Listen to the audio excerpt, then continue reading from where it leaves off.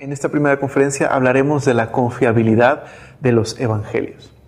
Bueno, hace solo 200 años es que comenzó a haber dudas al respecto de la confiabilidad de los evangelios. Pero desde el cristianismo primitivo hasta el momento de la Ilustración, en realidad existía la convicción de que los evangelios pues eran literatura inspirada por Dios, eran confiables y la información que nos brindan acerca de Jesús es histórica. Es hasta estos últimos 200 años donde se ha comenzado a cuestionar la historicidad de Jesús. Y bueno, hay razones desde políticas, razones sociales, que bueno, el día de hoy no nos va a dar el tiempo de poder explorar, pero te voy a recomendar después un par de libros que pueden ayudarte a saber de este tema. Pero lo importante es saber que los cristianos estaban convencidos de que los evangelios eran un relato confiable acerca de Jesús. Y yo quisiera leerte un fragmento de un libro que no tiene mucho que se escribió, llamado Jesús bajo sospecha. Es una compilación en realidad de varios ensayos y varios escritos de eruditos del Nuevo Testamento. Yo quiero leerte un fragmento de lo que dice. Dice este pequeño fragmento escrito por Michael Wilkins y J.P. Moreland, dice así: Jesús aún está bajo sospecha. Aunque es una figura histórica que vivió hace 2000 años, continúa siendo un objeto de devoción como de controversia, tanto como lo fue cuando predicaba en las tierras de Palestina. Hoy, algunos aseguran que Jesús nunca dijo la mayoría de las cosas que le atribuye la Biblia. Otros incluso se atreven a decir que no hizo las cosas que registra la Biblia como sus hechos. Hoy en día, el Jesús de Nazaret que encontramos en las páginas de la Biblia es un personaje ficticio creado por la iglesia primitiva. Así que estas son algunas de las objeciones. Creo que esta introducción a este libro captura muy bien cómo estos últimos 200 años se han levantado preguntas y objeciones acerca de si Jesús fue en verdad una figura histórica, si simplemente fue un invento literario, o si en verdad el Cristo de la devoción de los primeros cristianos es el mismo Cristo que la figura histórica que conocemos.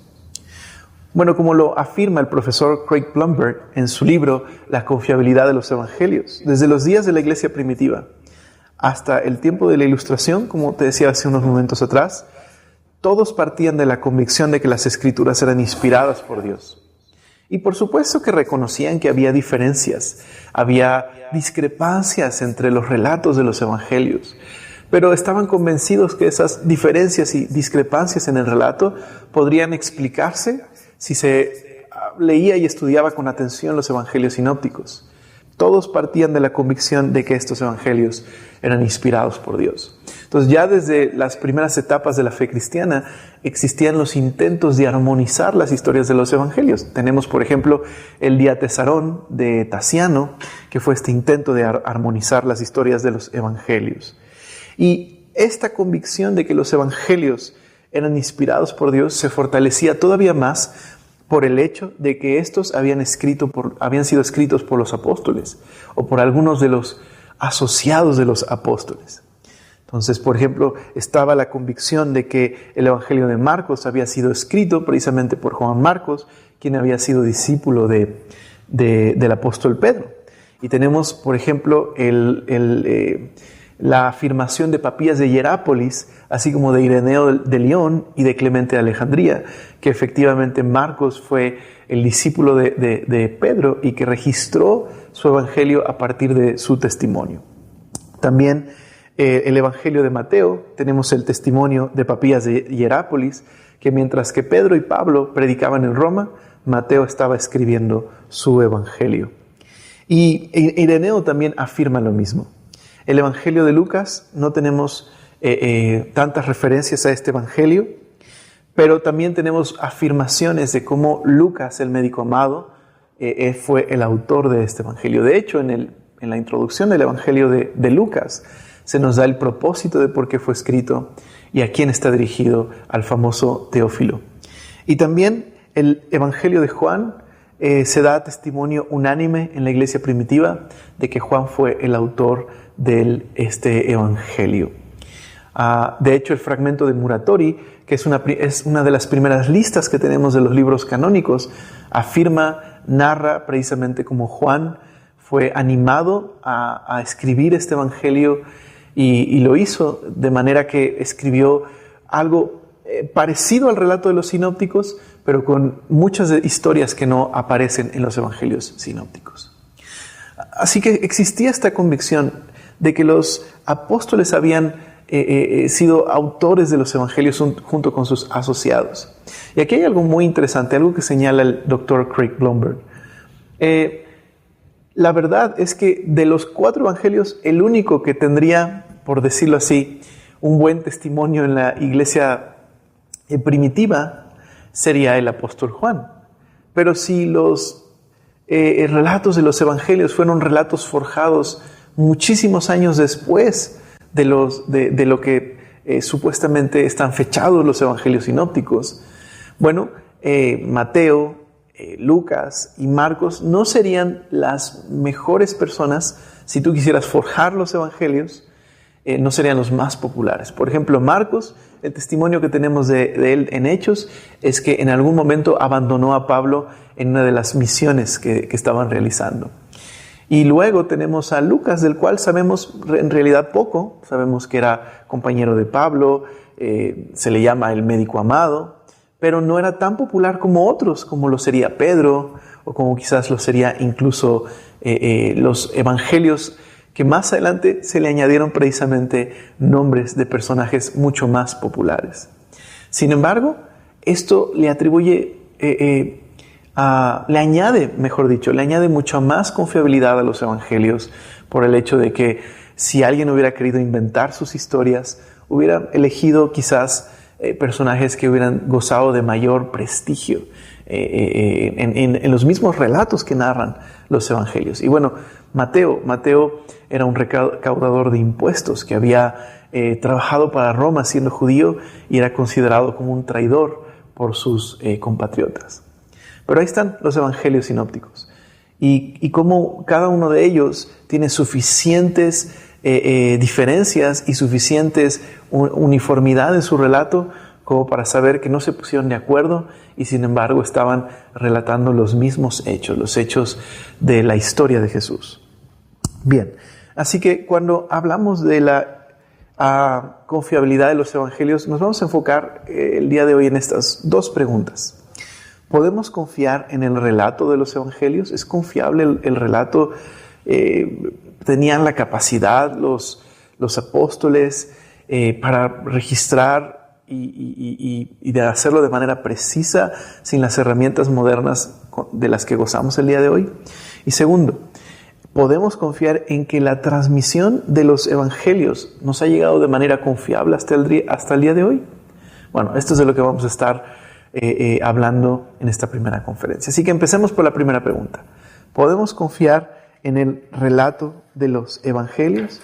Bueno, un poquito en la introducción ya hablamos de cómo, de entrada, el hecho de que estos evangelios, los autores a los que se les atribuye estos evangelios no fueran quizá las personas que gozarían de la mayor popularidad, ya le añade algo de confianza. Ya nos damos cuenta que no necesariamente alguien estaba detrás de estos nombres y forjando estos evangelios para ganar la popularidad de los demás. Pero creo que cuando hablamos de la formación de los evangelios, hay algo muy importante que hay que entender. La mayoría de los eruditos el día de hoy consideran que Marcos fue el primer evangelio que se escribió, probablemente en la década de los 60. Y le siguieron Lucas y Mateo, siendo Juan el evangelio que probablemente en las tradiciones más antiguas se nos dice que fue escrito por ahí del año 90 después de Cristo.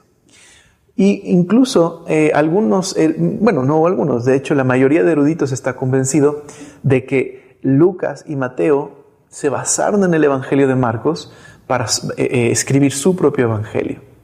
Y algunos eruditos, varios de ellos, incluso consideran que no solamente tomaron de Marcos, sino tomaron de alguna fuente que se le conoce como la fuente Q, de Quelle en alemán, que significa fuente, y que probablemente esta fuente Q podría ser una fuente, podría ser tradición oral o tradición escrita, que sería un material que existía, que circulaba previo al registro de los evangelios sinópticos y que serviría como una base confiable para la escritura de ellos. Bueno, independientemente de si la fuente Q, esta fuente hipotética, existía o no, sin duda alguna no deberíamos pensar que nadie conocía las historias de Jesús y no se habían narrado una y otra vez hasta que estas fueron por escritas. No, por la tradición cristiana que en parte fue una herencia de la tradición judía de las sinagogas, las historias de Jesús se narraban una y otra vez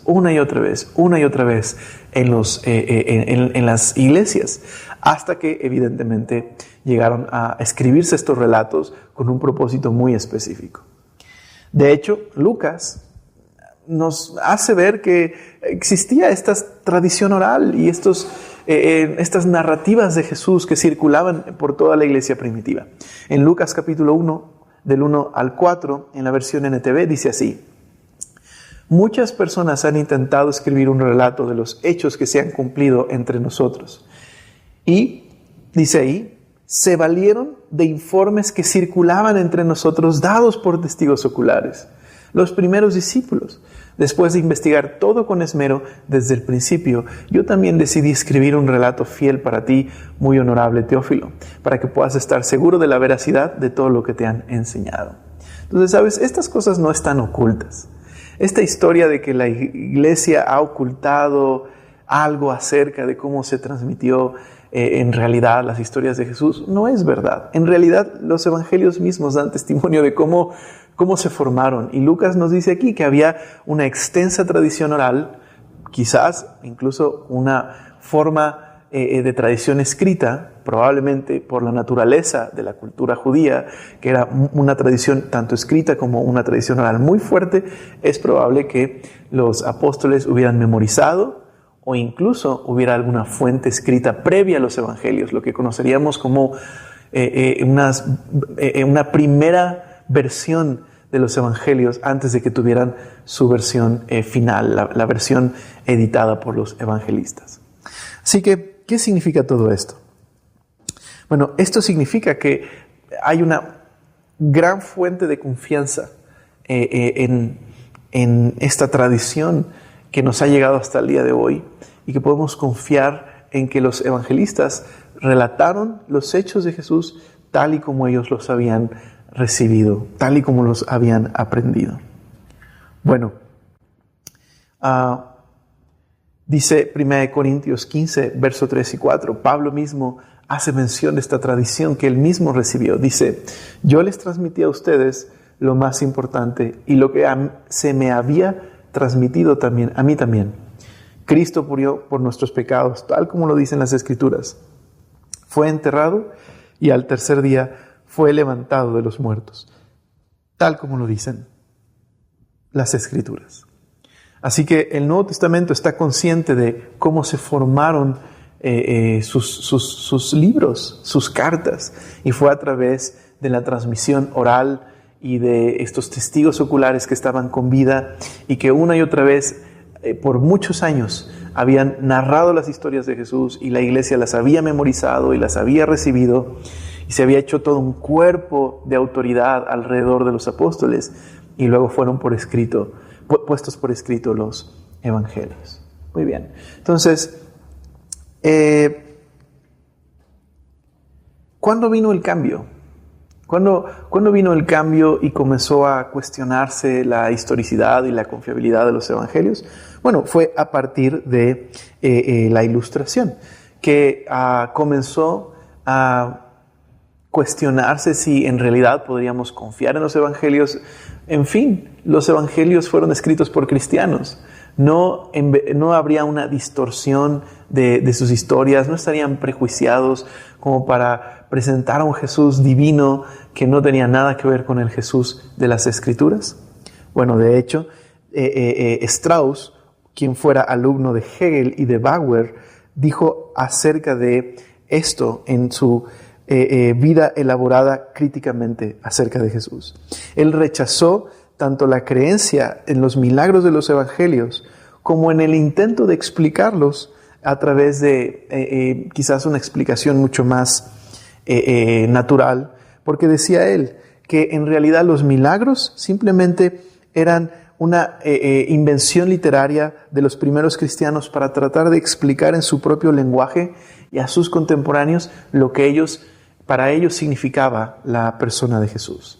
Y así, un movimiento que surgió a partir de la Ilustración fue el famoso movimiento de En la búsqueda del Jesús histórico, que pretendía crear la mejor biografía que pudiera haberse hecho acerca de Jesús. Y evidentemente, pues en ese proceso tenían que eliminar todos los elementos que ellos consideraban míticos y legendarios y ficción de los evangelios. Así que en el siglo XIX y en el siglo XX surgieron cientos de supuestas biografías auténticas de Jesús que habían eliminado todos estos elementos, y a través de las nuevas herramientas disponibles en ese momento podrían hacer una diferencia entre el Jesús de la historia y el Jesús de los evangelios. Pero bien, lo dijo Albert Schweitzer, que en realidad estaban cometiendo un grandísimo error todos estos supuestos biógrafos de Jesús. Y es que al final, en su intento por crear una historia no prejuiciada, completamente objetiva de Jesús, en realidad estaban creando las biografías más prejuiciadas de Jesús. Estaban creando a un Jesús liberal, a un Jesús de acuerdo a su propia imagen. Incluso el propio Albert Schweitzer reconocía este gran error. Así que aquí hay algo importante que entender. No es posible en realidad narrar ningún tipo de historia sin que haya un punto de vista de por medio, un prejuicio del historiador. Es imposible. Pero eso no debería llevarnos a pensar que entonces no podemos decir nada que sea objetivo por el hecho de que el historiador esté prejuiciado. Nadie escribe sin un punto de vista. Eso es imposible. Pero el hecho de que escribamos desde un punto de vista, eso no significa que no podemos hacer buena historia o no podamos saber cosas de la historia, solo por el hecho de que todos están escribiendo desde su punto de vista. Y creo que eso es importante entenderlo. Y creo que esa es una de las grandes críticas de este movimiento.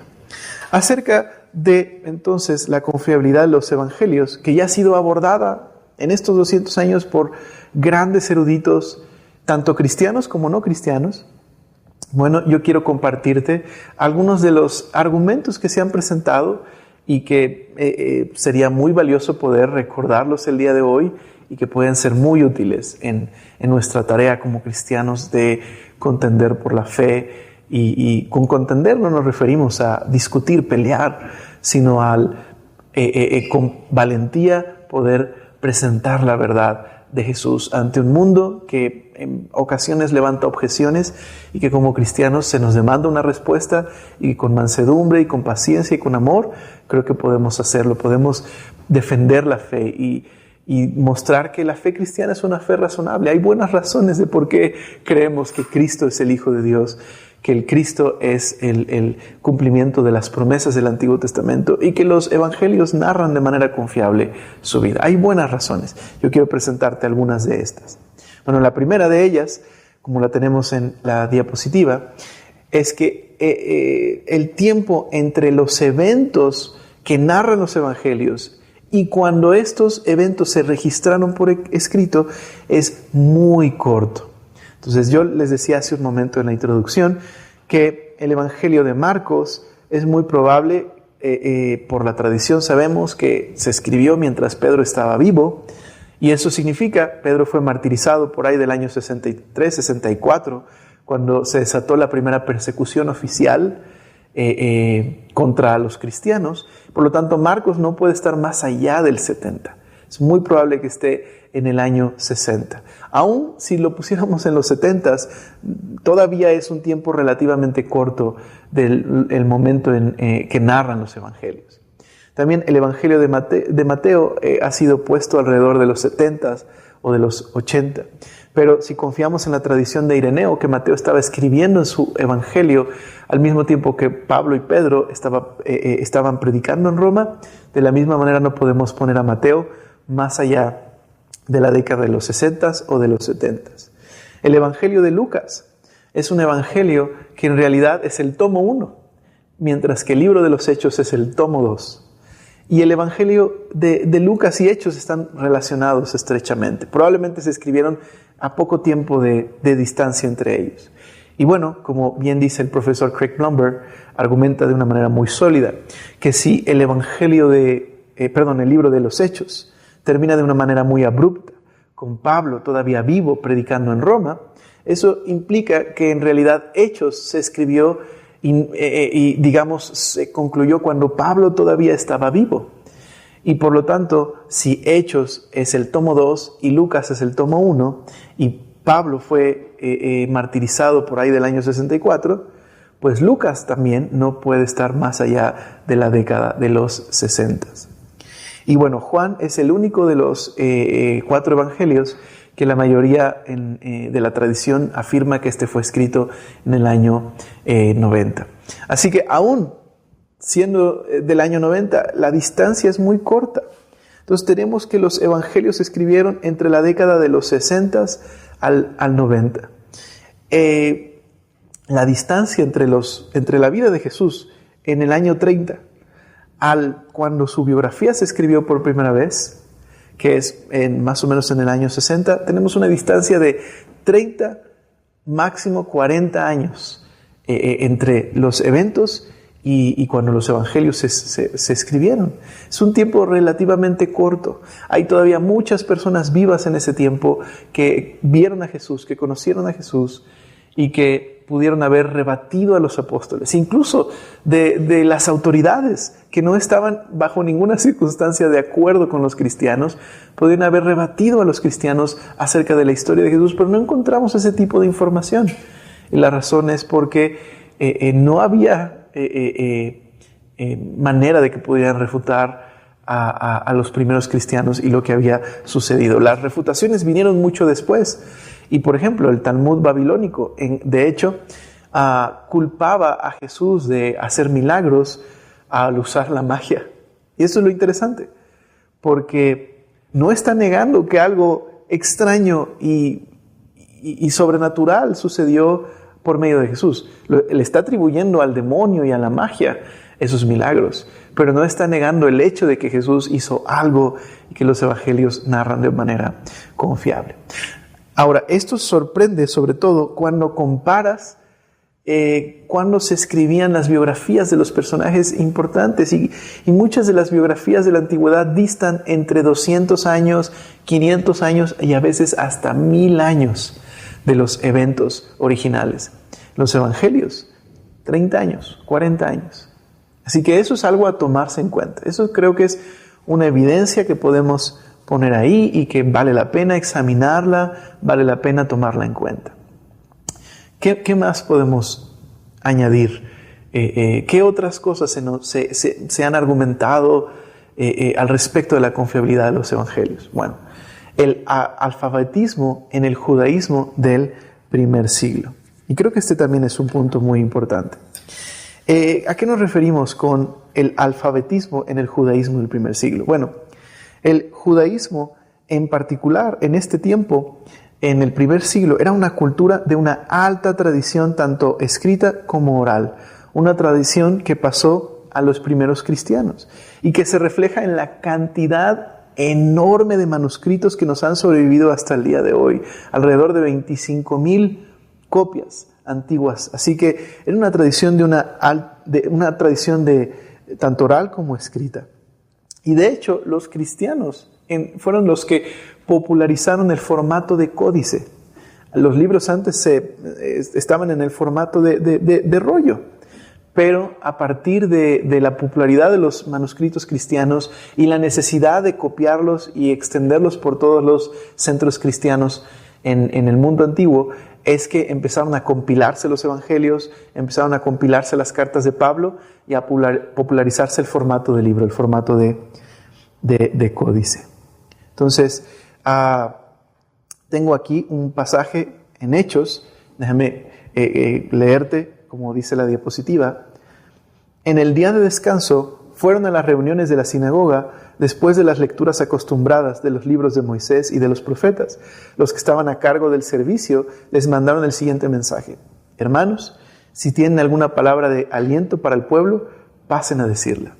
Esta era una costumbre muy usual, que en la sinagoga se leyera constantemente las escrituras. De hecho, cada año se leían por entero las escrituras y luego se empezaron a formar los leccionarios, que más adelante fueron también pasado fue una herencia a la fe cristiana, los leccionarios que combinaban salmos, proverbios y libros de los profetas. Se leían las escrituras constantemente. Y de hecho, cualquiera podía leer, aunque había una persona encargada de leer las escrituras y explicarlas. En realidad, en las sinagogas que estaban fuera de Palestina, era costumbre que si hubiera visitantes se les pidiera a ellos que leyeran, ya que era muy poco usual que hubiera esas oportunidades. Así que estaban abiertos a la lectura. Y en esta ocasión, Pablo y Bernabé entran a la sinagoga y se les pide, por favor, ¿podrían leernos? ¿Y podrían explicarnos? Era muy común que sucediera esto en una cultura que valoraba muchísimo la tradición oral y la tradición escrita. Entonces, esto era algo único del judaísmo del primer siglo. A diferencia de muchas otras culturas donde había mucho analfabetismo, los judíos tenían una educación muy alta. Incluso podríamos decir que hasta los 12 años se les daba una fuerte educación, memorizaban el Pentateuco. Entonces esto era muy importante. Un siguiente argumento que creo que también es importante considerarlo: la memorización de la tradición. Bueno, el profesor Harald Reisenfeld publicó en un artículo acerca de la tradición de los evangelios y sus comienzos. Él utilizó el argumento de la analogía para comprender la historia detrás de la transmisión oral de los evangelios. Y él decía que no podemos comparar la transmisión oral de los evangelios, así como la transmisión escrita, con cómo se transmiten los cuentos populares o las leyendas, tal como había asumido la famosa escuela de la crítica de las formas. De hecho, la única analogía que podemos utilizar para comparar la transmisión oral y escrita de los evangelios serían los patrones rígidos de memorización y paráfrasis que eran dominantes en los círculos rabínicos del primer siglo. Y de hecho, el propio Reinsfield, que era discípulo de la escuela de teología de Lund,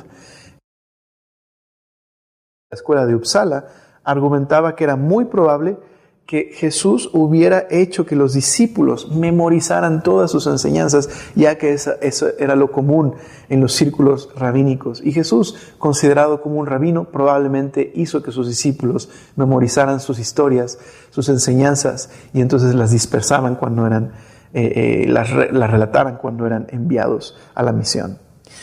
Un alumno de Reisenfeld, Birger Gerhardsson, él desarrolló aún más las ideas de Reisenfeld y decía que no solamente había una fuerte memorización, sino que también había un fuerte círculo de autoridad que preservaba la pureza de la tradición. Es decir, no solo se memorizaban las escrituras, sino se creaba un círculo de protección donde muchos habían memorizado las mismas historias y de esa manera podían, cuando se relataban, estar presentes y denunciar si había un cambio significativo en la historia que pudiera de alguna manera alterarla. Y por lo tanto había este círculo de protección.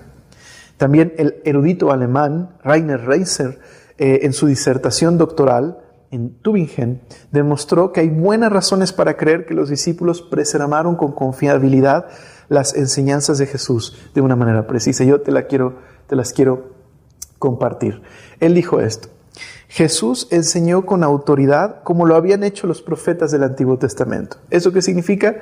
Pues que se creara un respeto muy grande alrededor de las enseñanzas de Jesús, que así como en el Antiguo Testamento se habían preservado por escrito, sería lo más lógico que esta cultura preservara también los escritos de Jesús, los discípulos, como lo habían hecho los discípulos de los profetas en el Antiguo Testamento. También el hecho de que los discípulos creyeran de que Jesús era el Mesías refuerza aún más las razones de por qué se preservarían las palabras de Jesús si Él era el Mesías, aquel que se había prometido en el Antiguo Testamento.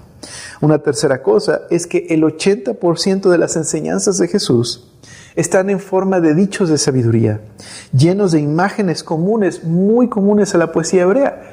¿Y eso qué significa? Se facilitaba su memorización. De hecho, ese estilo de poesía hebrea había sido creado para facilitar la memorización. Y el 80% de las enseñanzas de Jesús son fáciles de memorizar. Y también una cuarta cosa es que las muchas ocasiones que mencionan los evangelios que Jesús mandó a los discípulos a aprender y reproducir sus enseñanzas. Por ejemplo, Mateo 28 nos dice que Jesús le dijo a los discípulos que ellos tenían que reproducir su enseñanza y enseñarla de manera correcta a los nuevos discípulos.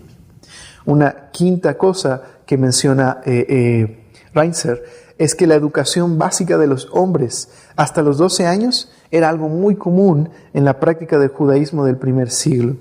Así que cuando leemos, por ejemplo, en Hechos 4, que se acusa a los discípulos de ser hombres sin letras y del vulgo, en realidad lo que le están diciendo es que no habían participado de las escuelas rabínicas, no habían estudiado en el instituto bíblico de su tiempo, pero no es que no supieran leer y escribir. Aunque también la costumbre del tiempo era que se dictaran y que un amanuense se pudiera poner por escrito las enseñanzas. Así que eso es muy común que Pedro dictara a Marcos o que Pablo, quien sabía varios idiomas, sabía leer y escribir, le dictara también a Silas o a Timoteo. Y era una práctica muy común en ese tiempo. Pero no por falta de educación, sino precisamente porque eso era lo común.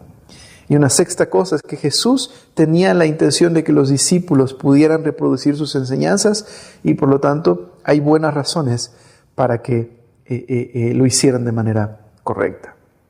Entonces, bueno, creo que vamos construyendo, ¿no?, un cúmulo de evidencias que son importantes considerar, que hay que considerarlas a la luz de las objeciones que se han levantado y cómo pues ha habido buenos maestros y buenos eruditos, tanto cristianos como no cristianos, que han respondido a esas objeciones.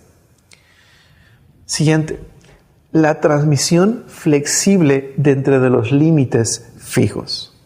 Bueno, los estudios del antropólogo A.B. Lord y en Europa Oriental y también Jan Basina en África les permitió examinar cómo en el siglo XX culturas que no tienen pues acceso a mucha tecnología como la tenemos el día de hoy en culturas más desarrolladas para la transmisión de sus historias sagradas, cómo es que ellos lograban preservar sus historias de una manera confiable sin el uso de todas estas tecnologías. Así que él, por ejemplo, A.B. Lord ponía de ejemplo a los cantores yugoslavos que memorizaban historias de hasta 100,000 palabras y cómo memorizaban el escenario, la trama, los personajes y los eventos principales, y todos estos permanecían los mismos cada vez que volvían a cantar las historias. Y no solo eso, sino que los miembros de la comunidad también habían memorizado todas estas historias y estaban familiarizados con ellas y eran capaces de corregir a los cantores si ellos alteraban la historia de alguna manera significativa. Y bueno, A.B. Lord descubrió que de hecho del 10 al 40% las palabras podían variar en las historias cada vez que se cantaban y no cambiaba el significado de esa historia. Ahora, ¿por qué eso es interesante para los estudios bíblicos? Bueno, antes de eso, A.B. Lord nos detalla cómo existían estas variantes entre un relato y otro. Se podía decir lo mismo con menos palabras, se podían añadir algunos detalles, se podía cambiar el orden de las historias o añadir material que se había encontrado en otros textos de otros cantantes. Y también podía haber omisiones de algunas partes de las historias. Lo interesante es que hay un gran paralelo entre cómo estas culturas preservan sus historias sagradas y cómo los evangelistas preservaron la tradición oral. De hecho, las variaciones entre los relatos de los sinópticos, es decir, los evangelios que se pueden ver juntos, como Marco, Lucas y Mateo, La variación es de entre el 10 al 40% precisamente. Así que digamos que esta cultura judía del primer siglo que memoriza, que canta, que hay un círculo de protección, que transmite su historia de manera escrita y oral, creo que hay una alta confiabilidad en los relatos de los evangelios a la luz de esto que aprendemos, de estas características del primer siglo. Ahora, tenemos que añadir algo. No es lo mismo tratar de recordar de forma personal algo que yo viví hace años atrás a una cultura que ha memorizado y cantado y narrado las mismas historias diariamente, una y otra vez, y es parte de la fundación de su historia, de su cultura. No es lo mismo. No podemos comparar a una persona que puede tener problemas de memoria tratando de recordar su pasado, a una cultura que basa su cultura precisamente en estos textos y que los ha memorizado y cantado y narrado una y otra vez. Así que cuando utilizamos el juego del teléfono descompuesto como una analogía o ilustración para decir que los apóstoles también, con el paso de los años, empezaron a cambiar las historias y empezaron a ver contradicciones y empezó a haber leyendas. La verdad es una analogía bastante pobre. ¿Por qué razón? Porque, en primera, el juego de teléfono descompuesto es un juego precisamente hecho, diseñado a propósito para equivocarnos y reírnos de cómo se ha distorsionado la historia.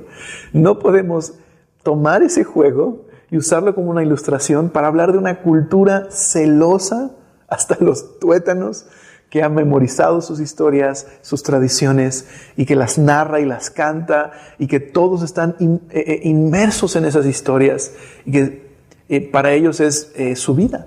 No hay paralelo. Es un error.